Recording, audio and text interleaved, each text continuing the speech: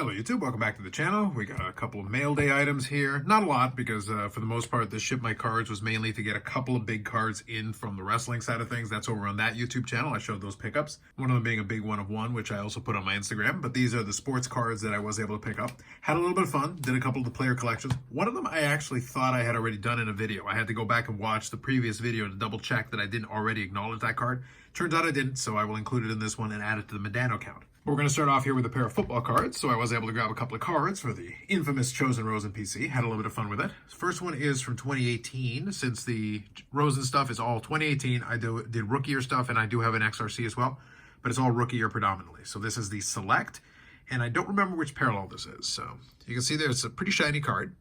So it is the Select, and this is, I think, one of the retail versions or one of the other special versions. It's numbered to 9. So it is one of the tougher ones. So that is card number 206. It is the field level version. There are a couple of these included in that year. It is a cool looking card, and number to 9 is a tougher piece. So it's one of those things that it fits in the collection in the sense that, again, in 2018 or even 2019, this would have been a pretty tough card to come by. Would have been a lot pricier than what I ended up paying for it, which is not much. Now this one beside it is the other one that I picked up, and this one is a fun one. I do love Spectra. So this is 2018 Spectra Football, and this is from the Synced Swatches. So you can check that out.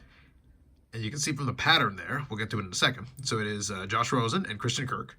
You know, the swatches are all from like not any specific game or event for the most part. I'll double check the wording here in a second, but you can see there, it's got kind of the superfractor vinyl kind of reflection and shine. So that makes it the 1 of 1. And Christian Kirk at least had a little bit more success in the league, at least compared to Rosen, but nonetheless, it is still fairly inexpensive. So you can see here, the enclosed player worn materials are guaranteed. So player worn is all they're guaranteeing on here. It does show the Cardinals pieces on there, which is at least nice swatches for it. And again, it is a kind of a cool looking card. I do love the Spectra. And then add the vinyl section of it, the 1 of 1. It actually looks really nice, I will say. So I'm a big fan of that. So we'll include that on here at the end. It does show some pretty good shine, so that's kind of a cool card. It'll be a while, but someday down the road, I'll do another video where I'll showcase that collection in its entirety. I've done one before, but I've added some pieces since then, obviously, like another 1 of 1. I try to do that where I can, like 1 of 1 and an out of 9. You know, I definitely just look for some of these tougher cards to add. And I've also added some in Ship My Cards, which will come in that mail day down the road. We'll have some fun when that comes around. The next one here is from another player collection. This one is a little bit more serious than the Rosen one, but one that I try to chip away at where I can. And this is from 2009-2010 O-Pee-Chee Premier Hockey. So this is a Jamie Benn card. This is the Premier Trios triple memorabilia card. So it's Jamie Benn and, let me see if I can read it. It's a little easier to see directly. Ivan Vishnevsky and, I was having trouble reading the last one, but it looks like Pertu Lundgren.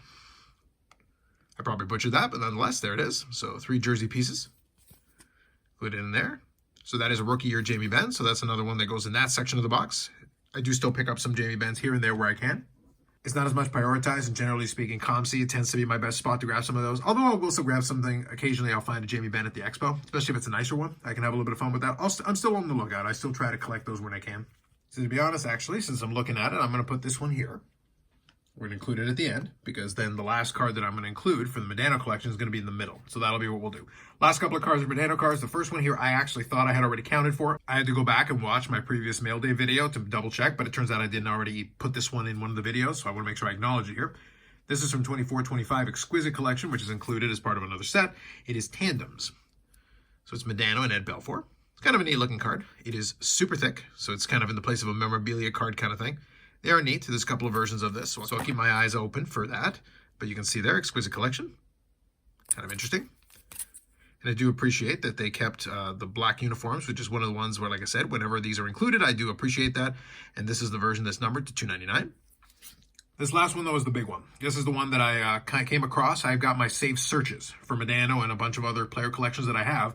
And I do constantly keep my eyes open for it. And actually, on the Friday Live, I was able to show the card, but then also I was able to talk through some of the difficulties and some of this early 2000s be a player and in the game cards.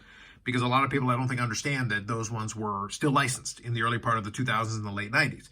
And they made some really nice cards. But the one thing that they have that I've talked about before is they don't indicate on the card specifically. So like as opposed to this was a 1 of 1. It made it very clear what it was. And this one is numbered. I think this one was numbered to, I want to say 50. Yeah, you can see there. It's numbered to 50. So obviously when you include the serial numbering, it's very straightforward. Everybody knows what's going on with it. And in reality, actually, now that I'm looking at this entire mail day, all of these cards, except for this last one, are all serial numbered.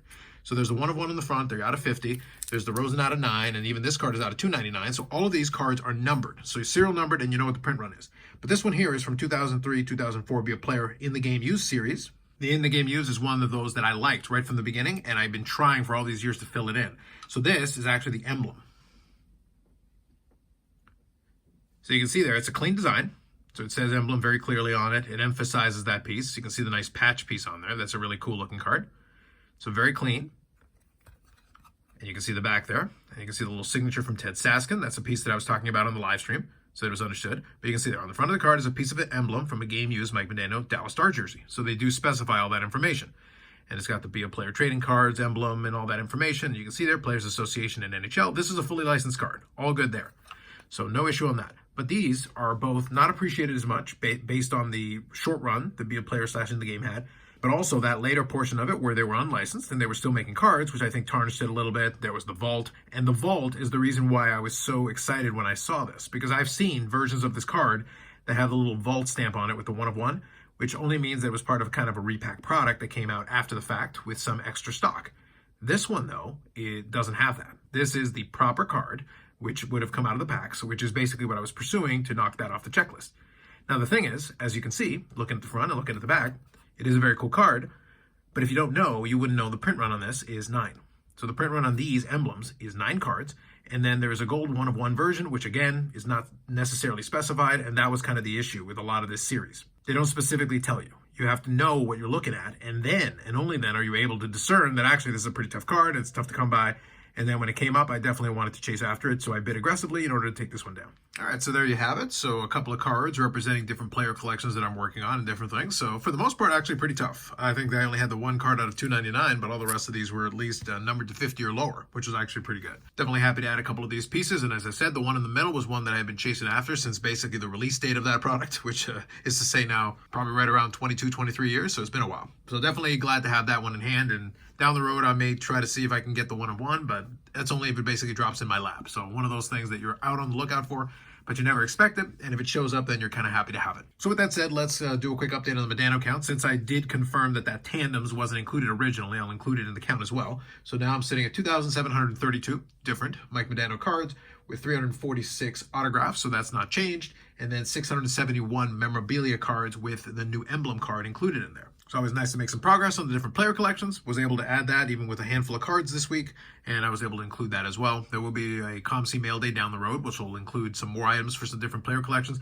Still trying to chip away at it and still looking for opportunities where I can find them. And that'll bring us to the end of the video. More videos coming up on the channel. Live streams on Fridays at 8 p.m. Eastern Standard Time. The longest running episodic, whatever it is, we still don't know. We'll figure it out someday. Otherwise, appreciate the engagement, comments, or anything related to it. Like if you like the video, subscribe to the channel. Thanks very much, and we'll catch you in the next one.